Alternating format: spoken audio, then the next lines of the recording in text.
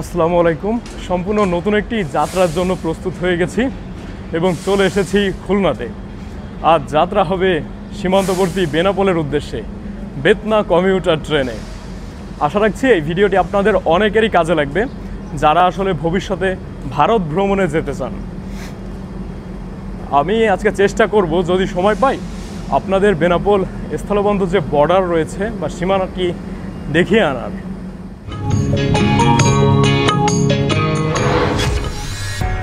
এই মুহূর্তে সংযুক্ত আছেন এইচ বন্ধনের সাথে।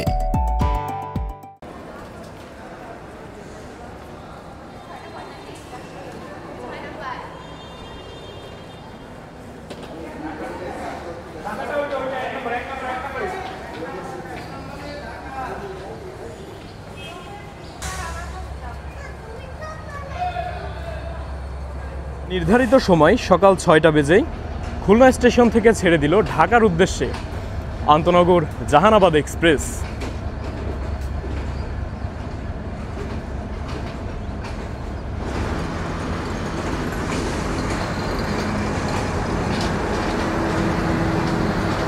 আজ বেতনা কমিউটারকে নেতৃত্ব দেবে 65 সিরিজের লোকোমোটিভ, যার সিরিয়াল নাম্বার 6524।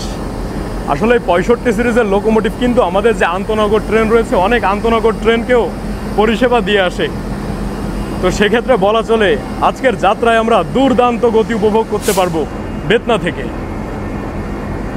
এই ভোর সকালেও কিন্তু ট্রেনে প্রচুর পরিমাণ যাত্রী আসলে উঠে গেছে খুলনা স্টেশন থেকে। এখনও অনেকগুলো রেলওয়ে স্টেশন বাকি রয়েছে। যাত্রাপথে আমাদের ট্রেনে প্রচুর ভিড় হবে, কমিউটারে এটা স্বাভাবিক আর কি।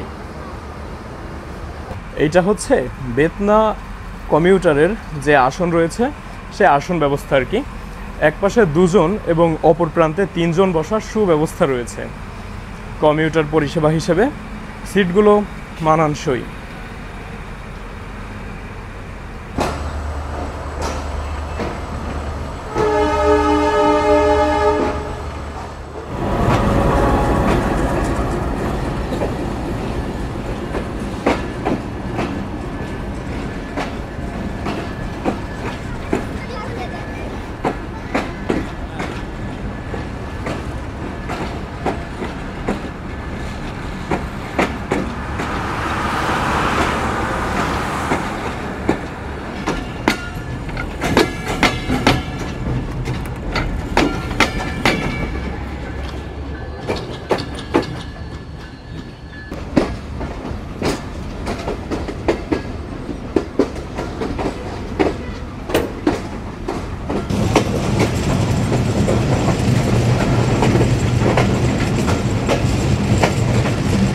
আপনি যদি এই ট্রেনটিতে যাত্রা করতে চান সেক্ষেত্রে হাতে কিছুটা সময় নিয়েই বের হবেন, তাহলে বেশি ভালো আসন আসলে গ্রহণ করতে পারবেন। এখানে কোনো ধরনের আসন ব্যবস্থা নেই। আর এই ট্রেনটির টিকিট মূলত ট্রেনে উঠেই ক্রয় করতে হয়, মানে আপনি কাউন্টার থেকে কোনো টিকিট পাবেন না এই বেতনা। সরাসরি খুলনা স্টেশনে প্রবেশ করার পর ট্রেনে উঠবেন, এরপরে ম্যানুয়ালি টিটিরা এসে আপনার কাছ থেকে টাকা নিয়ে একটা টিকিট ধরাই দিবে আর কি, এরকমের সিস্টেম।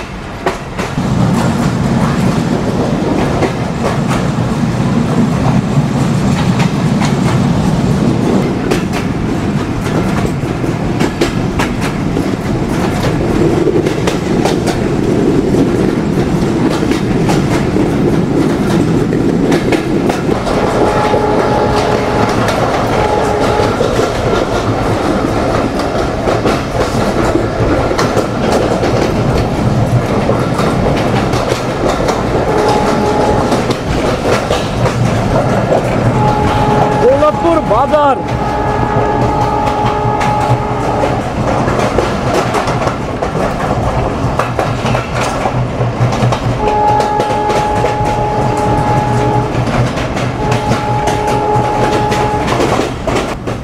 চলে আসলাম দৌলতপুরে। ঘড়িতে এখন বাজছে 6টা বেজে 30 মিনিট, অর্থাৎ 15 মিনিট সময় লাগলো আমাদের আর কি দৌলতপুর পর্যন্ত আসতে।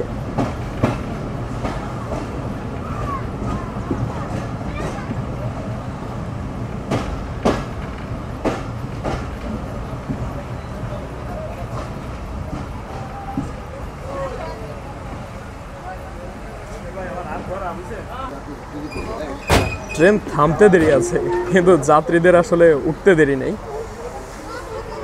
এখানে সিস্টেম হচ্ছে যে আগে উঠবে সে আসন পাবে, যে পরে উঠবে সে আসন পাবে না।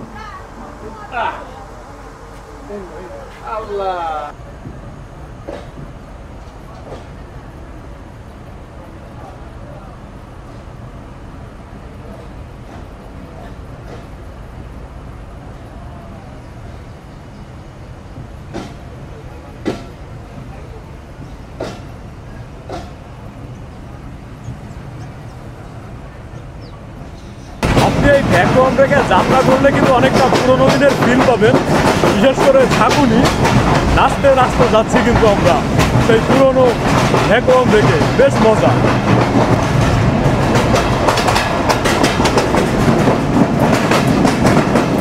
খেলে ধুলে আমাদের ট্রেন চলছে।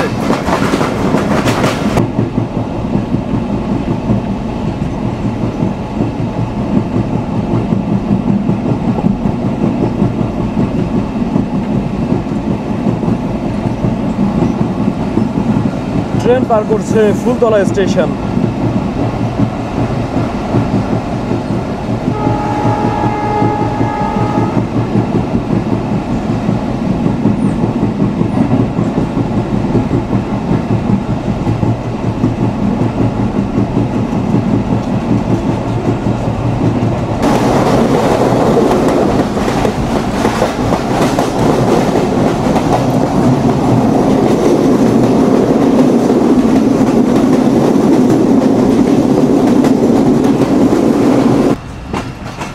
ছয়টা বেজে 53 মিনিটে চলে আসলাম নোয়াপাড়া রেলওয়ে স্টেশনে।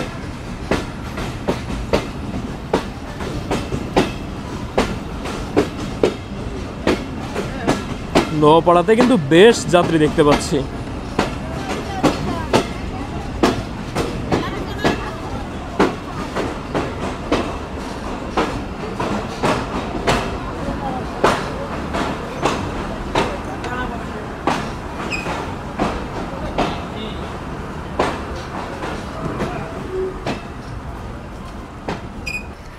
আমাদের ট্রেন ছেড়ে দিল নোয়াপাড়া স্টেশন থেকে।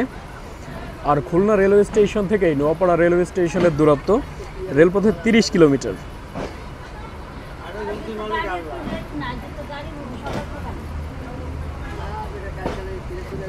আমাদের ট্রেনের নেতৃত্বে থাকা 65 সিরিজের লোকোমোটিভ এমনিতেই বেশ পাওয়ারফুল, আর অল্প সময়ের ভিতরেই দুর্দান্ত গতি নিয়ে নিচ্ছে।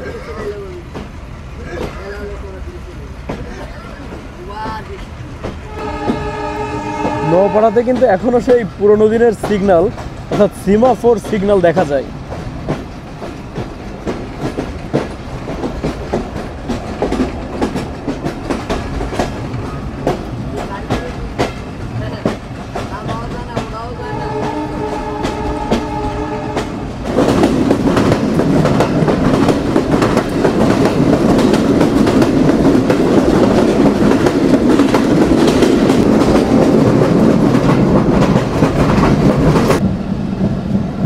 চলে আসলাম সিঙ্গিয়া জংশনে।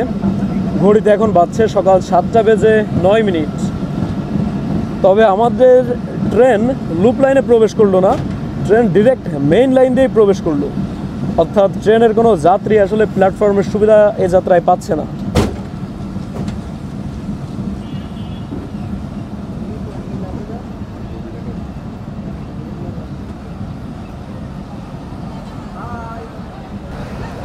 সিঙ্গিয়া জংশন থেকে আমাদের ট্রেন ছেড়ে দিল।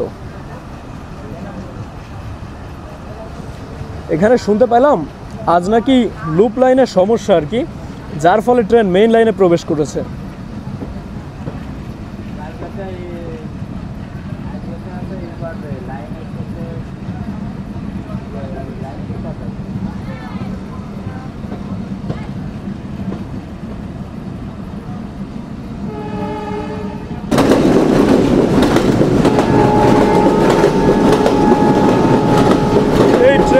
গতি এটিকে আসলে বলা যায় লোকালদের বুলেট ট্রেন, অর্থাৎ যে সকল লোকাল কমিউটার ট্রেন রয়েছে তাদের ভিতর এই ট্রেনটি আমার দেখা সবচেয়ে বেশি গতিশীল। আমি বসে আছি কমিউটার ট্রেনে, কিন্তু আমার কাছে মনে হচ্ছে যে আমি আন্তনা করে বসে আছি। অসাধারণ গতি, অসাধারণ। এই মুহূর্তে আমাদের ট্রেনের গতিবেগ 84 কিলোমিটার প্রতি ঘন্টায়। আমার কাছে আলাদা স্পিডোমিটার নেই, তাহলে আপনাদের লাইভ দেখাইতে পারতাম। কি অসাধারণ যে অভিজ্ঞতা! আমার মনে হয় যত লোকাল ট্রেন রয়েছে তাদের ভিতর সবচেয়ে বেশি গতিবেগ এই বেতনা। মানে আমি আমার জীবনে যত লোকাল ট্রেনে ভ্রমণ করছি, বেতনায় সবচেয়ে বেশি গতি পাইছি।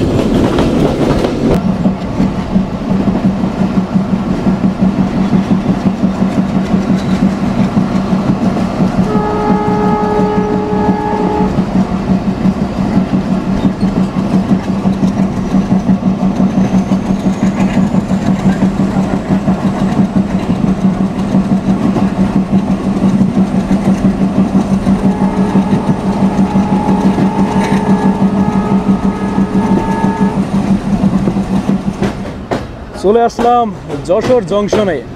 ঘড়িতে এখন বাজছে সকাল 7:28।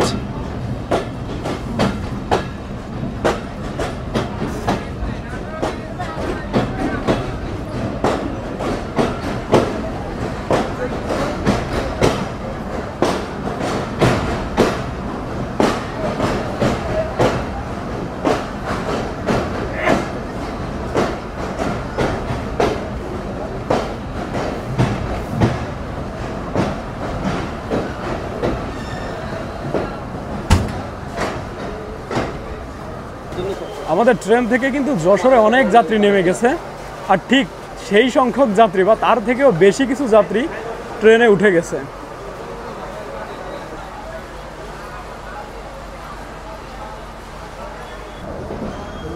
আমাদের ট্রেন ছেড়ে দিল যশোর জংশন থেকে।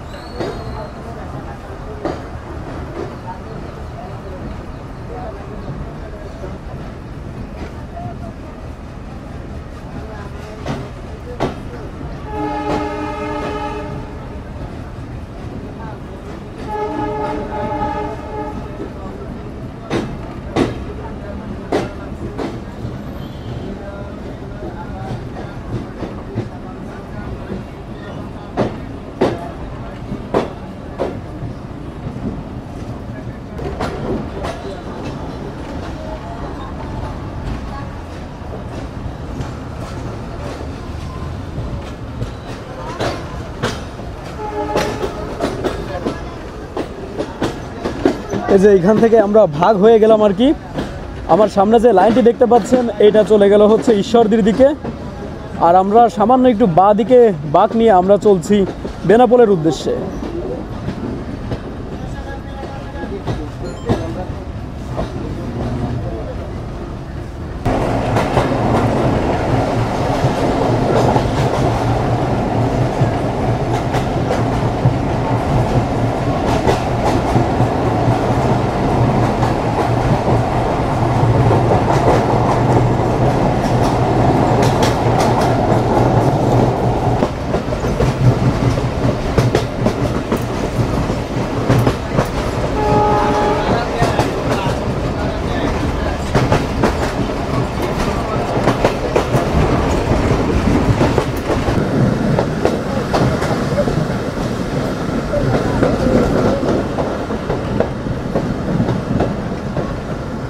চলে আসলাম ঝিকরগাছাতে।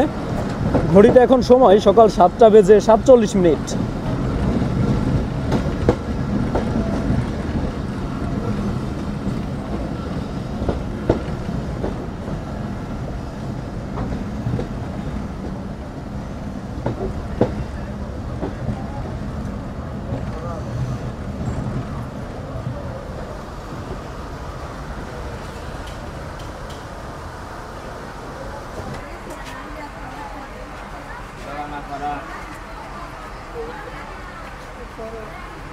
আমাদের ট্রেনের কোচ কিন্তু মোটামুটি এই ঝিকরগাছায় এসেই ফাঁকা হয়ে গেছে। বিশেষ করে সব যাত্রী এখানে নেমে গেছে, অল্প কিছু যাত্রী ছিল যারা উঠছে। আমাদের কোচ এখন একদম ফাঁকাই বলা চলে।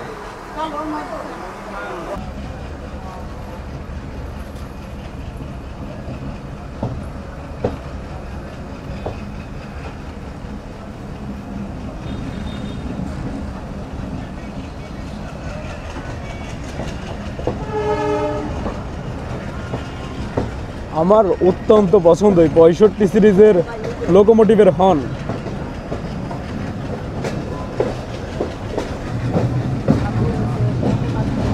আমার সামনে যে নদীটি দেখতে পাচ্ছেন এটা বিখ্যাত যশোরের কপোতাক্ষ নদ। মাইকেল মধুসূদন দত্তের লেখা কপোতাক্ষ কবিতা যারা পড়েছেন তারা আসলে নদীর মানে বুঝতে পারবেন।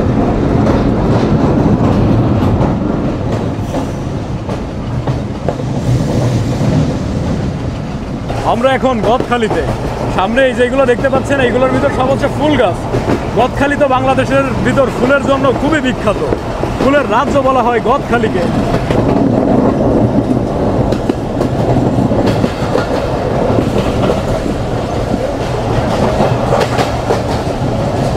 আমরা পার করছি গদখালি।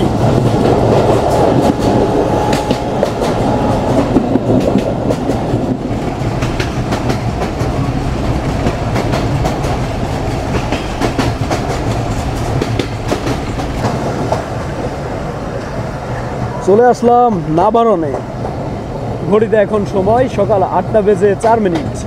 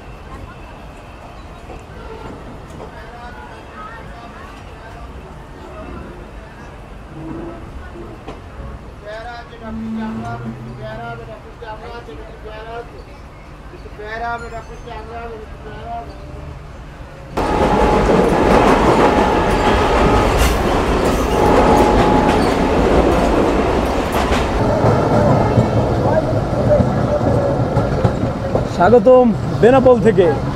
ঘড়িতে এখন বাজছে সকাল 8:21। আর আমাদের বেতনা কমিউটার নির্ধারিত সময় থেকে 9 মিনিট পূর্বেই প্রবেশ করলো একদম সেই সুদূর বেনাপোলে।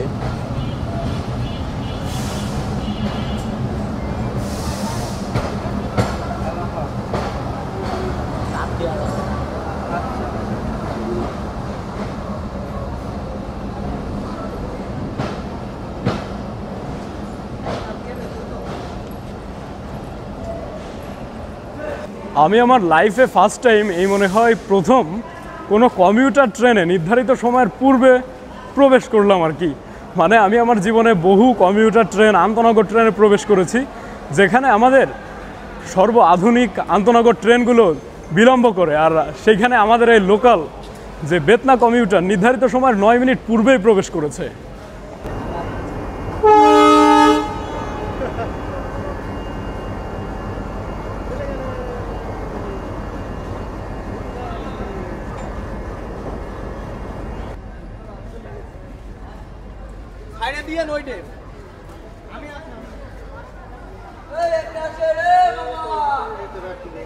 আমরা বেনাপোলে এসে বিশাল আসলে এক জ্যামের সম্মুখীন হইলাম। মাত্রই ট্রেন প্রবেশ করছে, যার ফলে আসলে রাস্তায় এই বিশাল জ্যামের দেখা আর কি।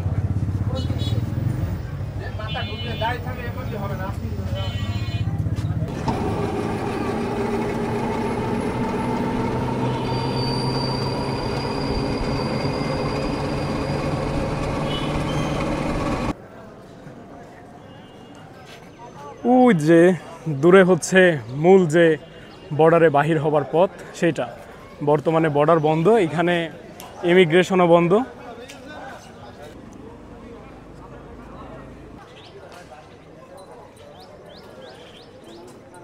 দর্শক, আমার সামনে যে রেলপথটি দেখতে পাচ্ছেন, এই যে রেলপথ, ওই সামনে হচ্ছে গেট।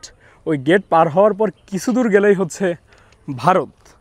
আর ঠিক এই যে এই দিকটা, এই দিকটা ওই সামনে দূরে দেখা যায় হালকা হালকা, ওইটা হচ্ছে বেনাপোল রেলওয়ে স্টেশন। খুলনা থেকে বন্ধন এক্সপ্রেস বেনাপোল হয়ে ঠিক এই যে সামনের গেট, এই গেট ধরে হচ্ছে সামনে যাওয়ার পর বনগাঁও রেলওয়ে স্টেশন, আর বনগাঁও থেকে এরপরে হচ্ছে ট্রেন চলে যায় কলকাতা। সামনে দেখতে পাচ্ছেন লেখা গণপ্রজাতন্ত্রী বাংলাদেশে ভ্রমণের জন্য ধন্যবাদ। দেখুন এই যে গেটটা, এটা আমাদের বাংলাদেশের ভিতর, আর তার ঠিক একটু সামনের যে গেটটা ওইটা ভারতের ভিতর। আমাদের এখানে বাংলাদেশ লেখা রয়েছে এবং আমাদের যে 7 জন বীর শ্রেষ্ঠ ছিল তাদের ছবিও এখানে দেখতে পাচ্ছি, আর তার ঠিক সামনে রয়েছে ভারতের প্রবেশদ্বার। তো দর্শক, আপনাদের অসংখ্য ধন্যবাদ আমাদের আজকের ভিডিওটি এই পর্যন্ত দেখার জন্য।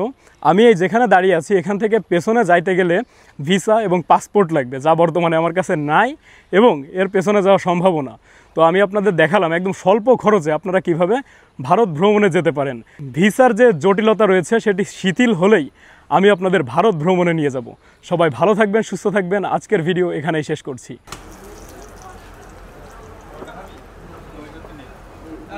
Para